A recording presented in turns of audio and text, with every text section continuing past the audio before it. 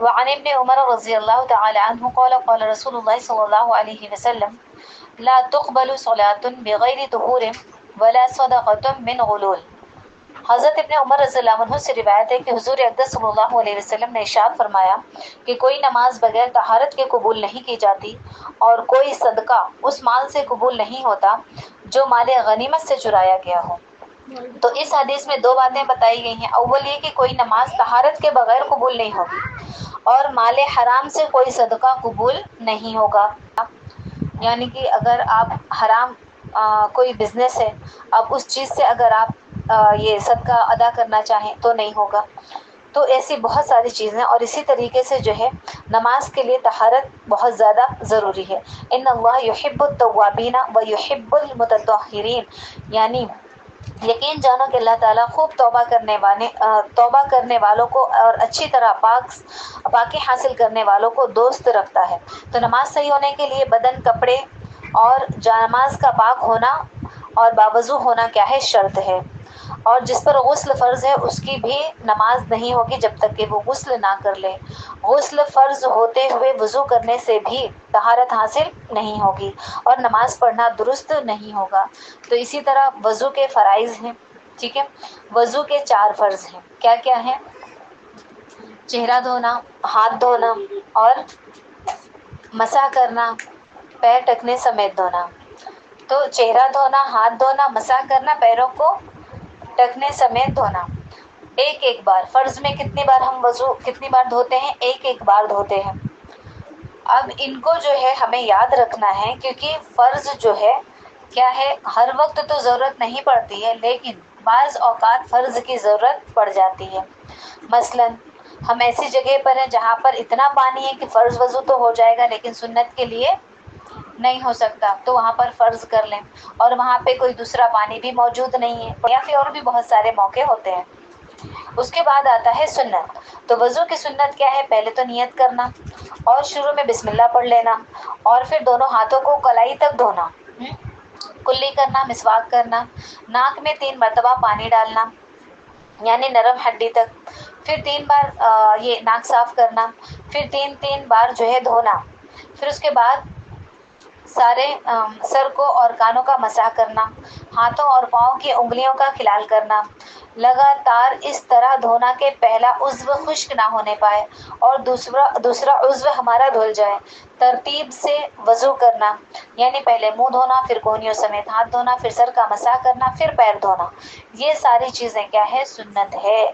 مگر اگر ترتیب میں الٹ پھیر ہو گئی تو وضو تو ہو جائے گا لیکن سنت کے خلاف ہے، تو ثواب میں کمی آ جائے گی۔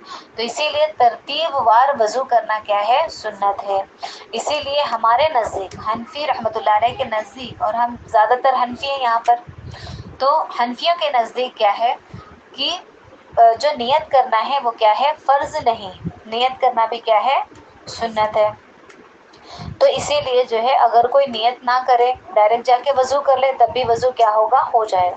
دیکھیں سنت چھوڑنے سے وضو ہو جائے گا لیکن سنت کے خلاف ہونے کی وجہ سے ثواب میں کمی آئے گی، بس یہ فرق ہوتا ہے۔ وضو کے مستحبات کیا ہے؟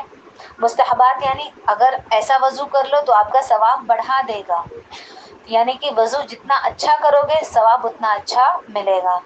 ہاتھ اور پاؤں دھونے میں داہنے سے شروع کرنا، یعنی کبھی بھی، اور ہمارے نبی کی حدیث ہے نا کہ ہمارے نبی ہر کام کو داہنے طرف سے کرنے کو پسند فرماتے تھے، حتیٰ کہ کنگھی کرنے کو داہنے طرف سے پسند فرماتے تھے۔ اسی طریقے سے جوتے پہننے کے لیے داہنے طرف سے پسند فرماتے تھے، کپڑا پہننے کے لیے داہنے طرف سے پسند فرماتے تھے۔ تو ہمارے نبی نے ہر کام کو داہنے طرف سے شروع کرنے کو پسند فرمایا ہے۔ تو ہاتھ اور پاؤں دھونے میں داہنے طرف سے شروع کرنا، گردن کا مسح کرنا، قبلہ رخ ہو کر وضو کرنا۔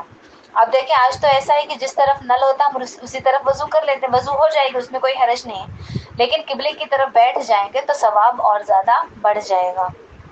پہلے ہاتھ پاؤں تر ہاتھ سے مل لینا، یعنی ہاتھ پیر مل لینا، یعنی ہاتھ پیروں میں ہوتے ہیں، اگر تھوڑا سا مل لیں گے تو بالوں کے اندر تک پانی پہنچ جائے گا، تو اسی لیے جو ہے مل لینے سے اور زیادہ بہتری ہوتی ہے۔ اور 5واں جو ہے انگوٹھی کو خوب ہلانا، بغیر ہلائے پانی اگر پہنچ جاتا ہو تو ٹھیک ہے، ورنہ اگر نہیں پہنچتا ہے تو پھر اس کو ہلانا ضروری ہے، اور ڈھیلی ہے اگر پانی نہیں بھی آپ ہلائیں گے تو پانی پہنچ جائے گا تو پھر مستحب ہے۔ وضو کرتے وقت دوسرے سے مدد لینا، وضو کرتے وقت کسی دوسرے کی مدد نہ لینا مستحب ہے، یعنی ایسا نہیں کہ تم پانی ڈالتے جاؤ میں وضو کرتی جاتی ہوں۔ ہاں اگر کسی کو تکلیف ہے، کسی کو پریشانی ہے تو پھر ان کو تو بدرجہ اولیٰ ہمیں خود کرانا چاہیے، اس میں تو ثواب ہے۔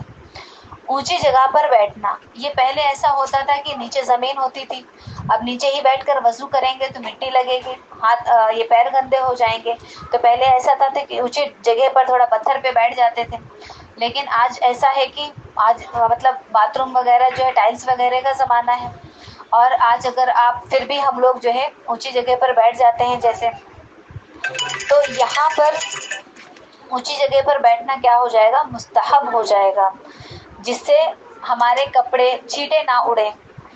تو اس لیے آنکھوں کے گوشوں کا اور ہر اس جگہ کا خاص خیال رکھنا جہاں پانی نہ پہنچنے کا کچھ احتمال رہ جائے۔ پاؤں بائیں ہاتھ سے دھونا، وضو کے ختم پر دعا پڑھنا۔ تو آنکھوں کے گوشوں یعنی کہ ہم جلدی جب وضو کرتے ہیں، دیکھیے یہ چھوٹی چھوٹی چیزیں جو کہ ہم دھیان نہیں دیتے ہیں۔ اب جس سے کوئی ہے بہت زیادہ آنکھوں کو بند کر لیتا ہے، اب بہت زیادہ آنکھوں کو بند کرو گے تو آنکھوں کے اوپر کا حصہ سوکھا رہ جائے گا، اور اگر نارمل بند کرو گے تو پانی پہنچ جائے گا۔ اسی طرح یہ کنارے جو ہوتے ہیں آنکھوں کے، یہاں پر اچھے سے ہاتھ کو مل لینا، یہ گوشوں کو مل لینا۔ تو یہاں پر جو ہے نا وضو کو جتنے اچھے سے کریں گے نا اتنا اچھا آپ کے ثواب میں جو ہے زیادتی ہوگی۔ پھر اس کے بعد جو ہے کہ پاؤں کو بائیں ہاتھ سے دھونا، یعنی پیروں کو جو ہے دائنا ہاتھ استعمال نہ کر کے بایاں ہاتھ استعمال کرنا۔ اور پھر اس کے بعد جو بتایا گیا ہے کہ وضو کے ختم پر دعا پڑھنا، تو وضو کے بعد دعا پڑھ لینا۔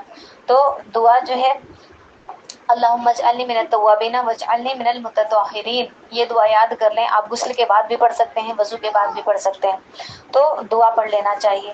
تو آپ عبادت کا معاملہ کیسا ہے نا، آپ جتنا اچھے سے کریں گے عبادت اتنی آپ کی نور والی بنے گی، اتنی زیادہ آپ کی اثر والی بنے گی، اتنا زیادہ آپ کی دعائیں قبول ہوں گی، اتنا زیادہ آپ کو جو ہے اجر اور ثواب میں جو ہے اضافہ ہوگا۔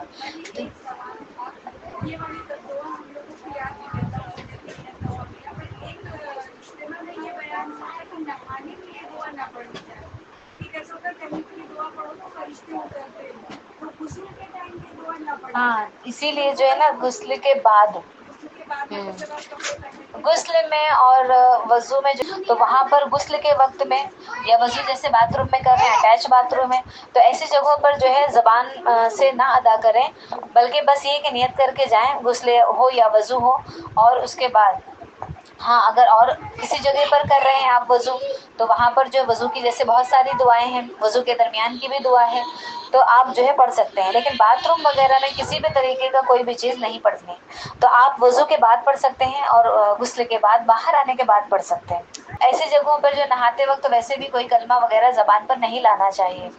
تو یہ ساری چیزیں جو ہے وضو کے فرض 4 تھے، اور وضو کی سنتیں ہم نے پڑھی، وضو کے مستحبات پڑھے۔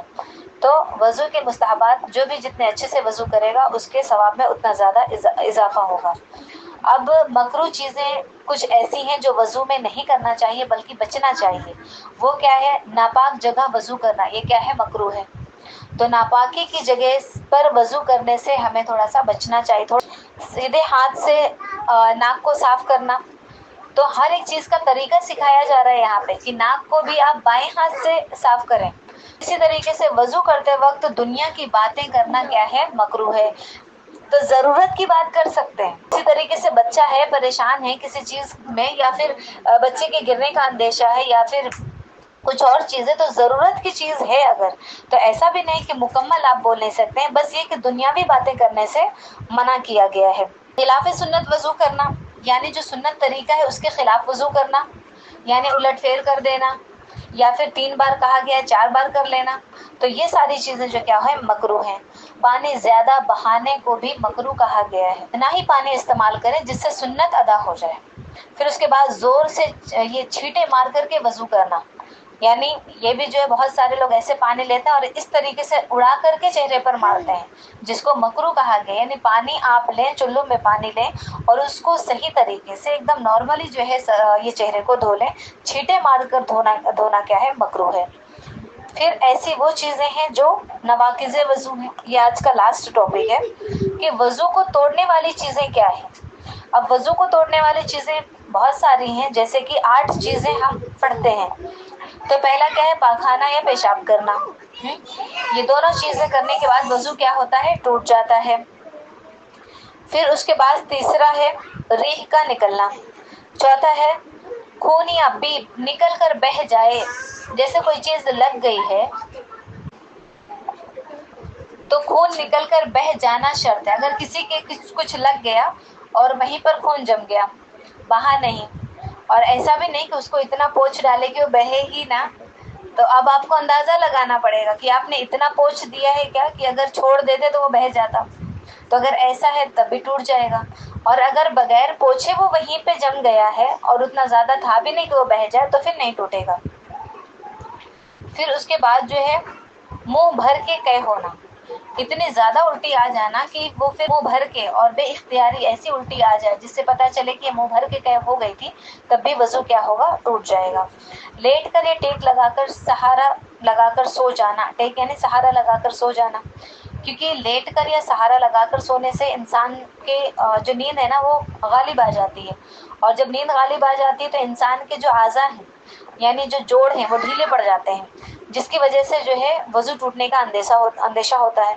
तो इसीलिए जो है ऐसा सो जाना कि लेट कर सो गए या फिर सहारा लगाकर सो गए कि सहारे को हटा दिया जाए तो आप गिर जाएंगे, क्योंकि आप पर नींद गालिब आ चुकी है, तो वजू क्या होगी, टूट जाएगी। जुनून छा जाना, पागल हो जाना, बेहोश हो जाना, किसी को फिट्स की बीमारी होती है, अचानक बैठे बैठे फिट्स आ गए, बेहोश हो गई, तो अब जब होश आएगा तो उसको नया वजू करना पड़ेगा। फिर उसके बाद जो रुकू सजदे वाली नमाज में बालिग मर्द हो या औरत का कहकहा मारकर हंसना। अब रुकू सजदे वाली नमाज क्या है, यानी जो भी हम फराइज पढ़ते हैं, जो भी हम नफिल पढ़ते हैं, तहज्जुद पढ़ते हैं, इशराक है, अव्वाबीन है, चाश्त है, बाकी जितने भी नफिल नमाजें, ये सब क्या है, फर्ज नमाजें और नफिल नमाजें, ये क्या है, सब रुकू सजदे वाली नमाजें। बगैर रुकू सजदे वाली नमाज क्या है, मैंने बताया था, जैसे जनाजे की नमाज है, सजदा तिलावत यानी कि कुरान शरीफ में जहाँ पर सजदा आता है तो उसमें हम डायरेक्ट सजदा करते हैं, रुकू वाली नमाज नहीं है। तो इनमें अगर कोई कहकहा लगाकर हंसे, वैसे जनाजे की नमाज में तो कहकहा बनता भी नहीं, कहकहा लगाना वहाँ पर तो अच्छे अच्छे इबरत लेते हैं, लेकिन एक मसला है कि जनाजे की नमाज में कहकहा लगाकर अगर किसी ने हंस दिया तो वजू नहीं टूटेगी, और इसी तरह सजदा तिलावत में अगर किसी ने कहकहा लगाकर हंस दिया तब भी वजू नहीं टूटेगी। बाकी रुकू सजदे वाली नमाज में अगर बालिग मर्द बालिग औरत है तो कहकहा लगाकर अगर हंस देते हैं, मसलन वो नमाज पढ़ रही थी और वहाँ पे 4 लोग जो है बात कर रहे थे और बात ऐसी निकल गई, जोर से बात कर रहे थे और हंसी वाली बात थी, और बाजू वाले ने सुन ली और उसने भी हंस दिया जोर से कि उसने खुद की हंसी खुद भी सुनी और बाजू वालों ने भी सुनी, तो वजू भी गई और नमाज भी चली गई। तो इसलिए कहकहा लगाकर हंसना ये भी क्या है, वजू को तोड़ देता है। वजू का तरीका क्या है कि पाक बर्तन में पाक पानी लेकर पाक जगह पर बैठ जाओ, और अगर ऊंची जगह किबला रुक बैठने का मौका हो तो वहां बैठना ज़्यादा बेहतर है, और आस्तीन कोहनियों से ऊपर चढ़ा लें, फिर बिस्मिल्लाह पढ़ें और 3 बार गट्टों तक दोनों हाथ धोएं, फिर 3 मरतबा कुल्ली करें। मिसवाक करना सुन्नत है। देखें, मिसवाक से जो है आपके वजू और ज़्यादा अच्छी हो जाती है और नज़ाफत भी आ जाती है। वजू में अगर आप मिसवाक का इस्तेमाल करेंगे तो ये सफाई के ज़्यादा करीब है, और हमारे नबी को चूँकि मिसवाक बहुत ज़्यादा पसंद थी। हकीकत बात है कि मिसवाक के बेशुमार फ़ायदे हैं। आजकल ज़्यादातर लोग अपने दांतों की परेशानी की वजह से परेशान हैं, और यही वजह है कि कोई ऐसा शायद होगा जिसको दांतों की परेशानी ना हो, चाहे वो गम्स की वजह से हो, चाहे वो कमज़ोरी की वजह से हो, या फिर ब्लीडिंग की वजह से हो। बहुत सारी चीज़ें ऐसी हैं जो दांतों को कमज़ोर करें, और कहते हैं कि ये सोचकर भी आप हर नमाज में नहीं तो किसी किसी नमाज में ज़रूर कर लिया करें कि मसूड़े मजबूत होते हैं। तो इसीलिए मिसवाक करने के तो बेशुमार फ़ायदे हैं, तो हमें करना ही चाहिए। भले ही आप 5 वक्त की नमाज में से 1-2 नमाज में कर लें, लेकिन कर लें। या फिर मिसवाक ना हो तो आप उंगली से ही दांत को मल सकते हैं। फिर 3-3 मरतबा मुंह धोएं, फिर मुंह पर पानी जोर से ना मारें, पेशानी के बालों से थोड़ी के नीचे तक اور ایک کان کی لو سے دوسرے کان کی لو تک یہ چہرے کی حد بیان کی گئی، لمٹ بیان کی گئی ہے کہ یہ بال اگنے کی جگہ سے لے کر تھوڑی کے نیچے یعنی داڑھی کے نیچے تک کا بہت سارے، اور یہاں پر ایک کان کی لو، کیونکہ بہت سارے لوگ ہیں نا لوگ کے بعد کا حصہ اور یہ جو ہے رخسار کے یہاں تک ہی لیتے ہیں اور جڑ تک نہیں لیتے، تو اس سے کیا ہوتا ہے وہ جگہ سوکھی رہ جاتی ہے۔ تو کبھی بھی وضو کرنے میں اپنے ہاتھ کو بہت اچھے سے پھیریں، تو یہاں لو تک اچھے سے دونوں طرف اور یہاں پر داڑھی کے نیچے تک اچھی طرح سے ہاتھ کو پھیریں تاکہ ایک بھی حصہ جو ہے خشک نہ رہ جائے۔ کوہنیوں سمیت دونوں ہاتھ دھوئیں، پہلے داہنے ہاتھ 3 مرتبہ، پھر بایاں ہاتھ 3 مرتبہ، اور پھر دونوں ہاتھ پانی سے تر کر کے یعنی بھیگو کر سر کا مسح کریں، پھر کانوں کا مسح کریں۔ اور سر کا مسح کرنے میں کیا ہے 3 انگلیاں، جو یہ والی 3 انگلیوں کا استعمال جو ہے آگے سرے پر رکھیں اور پیچھے تک لے جائیں، اور پھر یہ ہتھیلی کو آگے لے لیں۔ پھر اس کے بعد جو شہادت کی انگلی ہے تو اس سے باطن کا کر لیں، اور انگوٹھے سے جو ہے ظاہر والا جو پارٹ ہے کان کا اس کا مسح کر لیں، اور یہ جو ہمارے ہاتھ کا یہ ظاہری حصہ ہے اس کو کیا کریں گردن کا مسح کر لیں۔ اس سے کیا ہوگا نا ہر ہاتھ کا جو ہے ہر حصہ ایک بار استعمال ہوگا۔ تو اس طریقے سے وضو کرنے میں بہت زیادہ خیال رکھیں۔ دایاں پاؤں اور پھر بایاں پاؤں، اور پھر وضو کے بعد والی دعا پڑھیں، یعنی وہی دعا پڑھ سکتے ہیں اللہم اجعلنی من التوابین واجعلنی من المتطہرین۔ تو یہاں تک ہمارا جو ہے وضو کے فرض، وضو کی سنتیں، وضو کے مستحبات، اور وضو میں کون سی چیزیں مکروہ ہیں اور وضو کو توڑنے والی چیزیں، یہ ساری چیزیں ہماری یہاں تک ہو گئی۔